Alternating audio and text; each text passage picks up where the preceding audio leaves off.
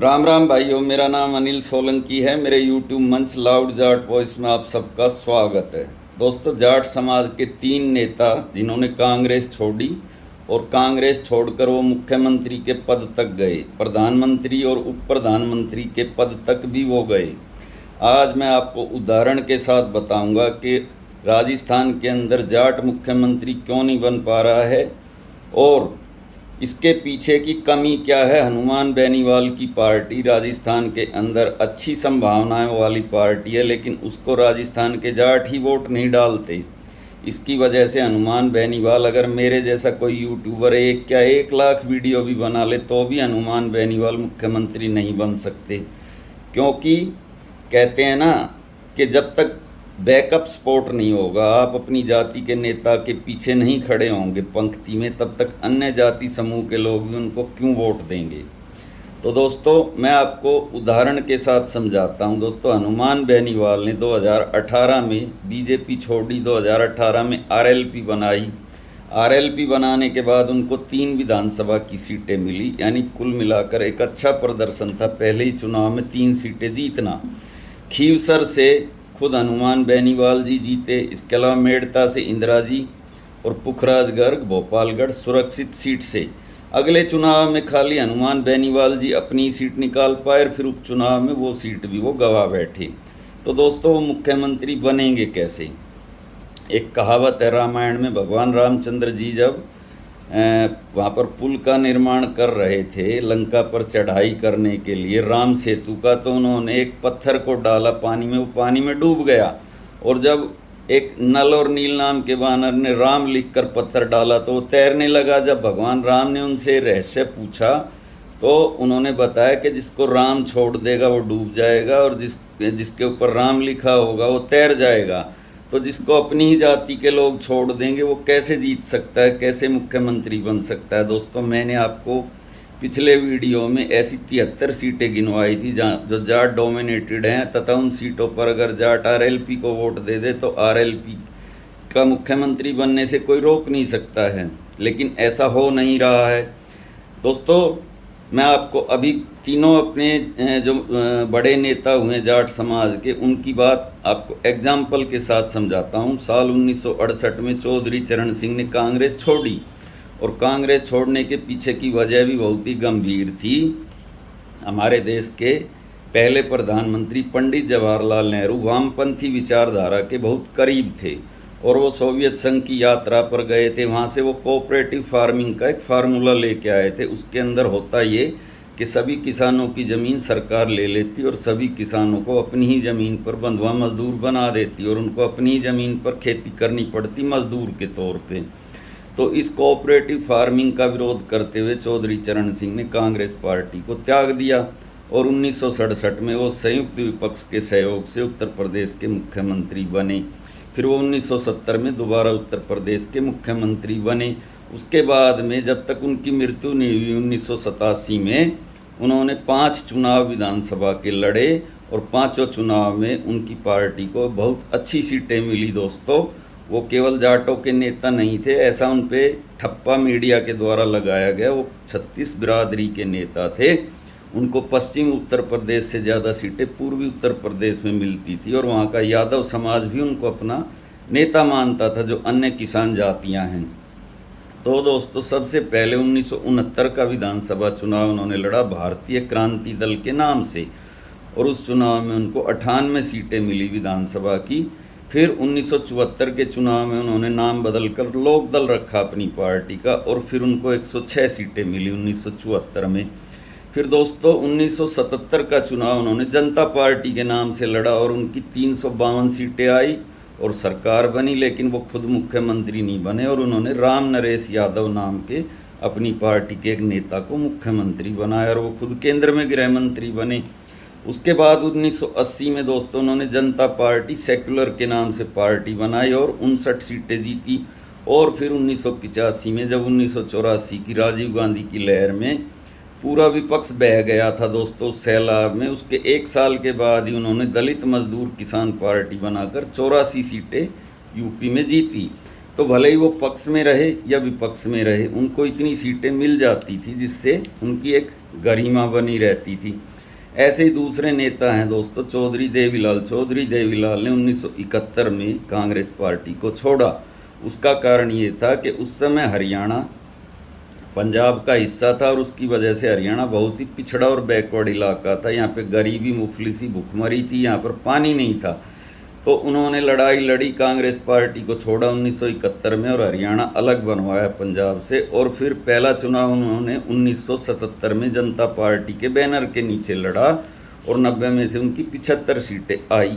उसके बाद 1982 में बीजेपी के साथ उनका गठबंधन हुआ तथा उन्होंने लोक दल के बैनर पर चुनाव लड़ा। 31 सीटें उनकी आई, 6 सीटें बीजेपी के आई तथा उनको 37 सीटें मिली। सरकार भले ही नहीं बनी हो लेकिन विपक्ष के नेता वो बने।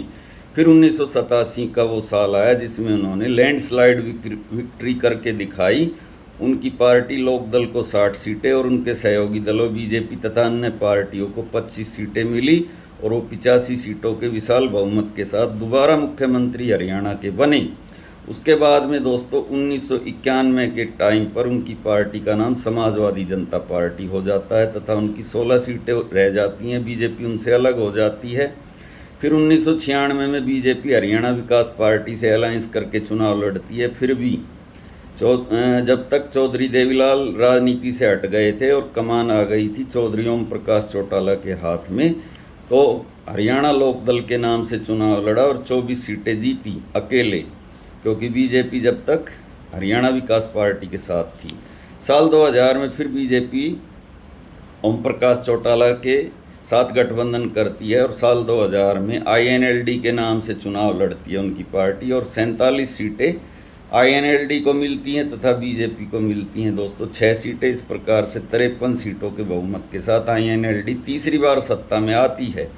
साल 2005 में INLD का गठबंधन बीजेपी से टूट जाता है तथा INLD की 9 ही सीटें आती हैं और बीजेपी की 0 सीट आती है। उसके बाद 2009 में फिर बीजेपी अलग लड़ती है, INLD अलग लड़के भी 31 सीटें जीतती है और साल 2014 में INLD और बीजेपी अलग अलग लड़ती हैं, INLD की 19 सीटें आती हैं। तो दोस्तों ये हुआ चौधरी देवीलाल और उनके बेटे ओम प्रकाश चौटाला का राजनीति का ट्रैक रिकॉर्ड। अब मैं तीसरे नेता चौधरी बंसीलाल का एग्जाम्पल आपको बताता हूं दोस्तों। चौधरी बंसीलाल 3 बार कांग्रेस पार्टी से मुख्यमंत्री बने, 1968, 1972 और 1985। लेकिन 1991 में उन्होंने दोस्तों कांग्रेस पार्टी में अपनी अनदेखी से परेशान होकर कांग्रेस पार्टी को छोड़ा और 1991 में उन्होंने हरियाणा विकास पार्टी के बैनर के नीचे पहला चुनाव लड़ा। तो दोस्तों पहली ही बार में उनको 12 सीटें मिली। उसके बाद 1996 में बीजेपी ने उनसे गठबंधन किया, उनको 33 सीटें तथा बीजेपी को 11 सीटें मिली और उनकी सरकार बनी। तो ये मैंने आपको 3 उदाहरण दिए दोस्तों। इन नेताओं को नेता उनकी जाति के लोगों ने बनाया और जब उनकी जाति के लोग उनसे जुड़े तो अन्य जाति के लोग भी उनके साथ आकर जुड़े और इस प्रकार ये नेता बने। लेकिन राजस्थान में हनुमान बेनीवाल को नागौर की बाउंड्री के बाहर कोई भी जाट उनको अपना नेता नहीं मानता है तथा उनको वोट भी नहीं देता है दोस्तों। मैंने अभी आपको बताया कि ऐसी 72 सीटें हैं, सभी एरिया वाइज मैंने आपको बताया। दोस्तों मैं आपको कुछ उदाहरण बताता हूँ।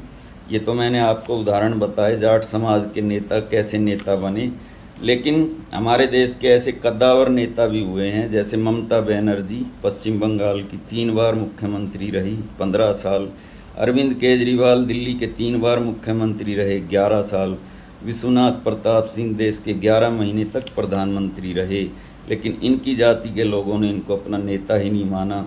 ब्राह्मण समाज ममता बनर्जी को ममता बानो बोलता था, वैश्य समाज अरविंद केजरीवाल को केजरुद्दीन बोलता था तथा विश्वनाथ प्रताप सिंह जिन्होंने दोस्तों इस देश की राजनीति को सर के बल खड़ा कर दिया, इस देश में अगड़े और पिछड़े की राजनीति के जनक विश्वनाथ प्रताप सिंह कहे जाते हैं और उन्हीं की वजह से हमारे देश में पिछड़ों का नेतृत्व भी बना। मुलायम सिंह यादव, लालू प्रसाद यादव, नीतीश कुमार जैसे नेता हमारे सामने आए। उस विश्वनाथ प्रताप सिंह को कभी भी राजपूतों ने अपना नेता स्वीकार नहीं किया।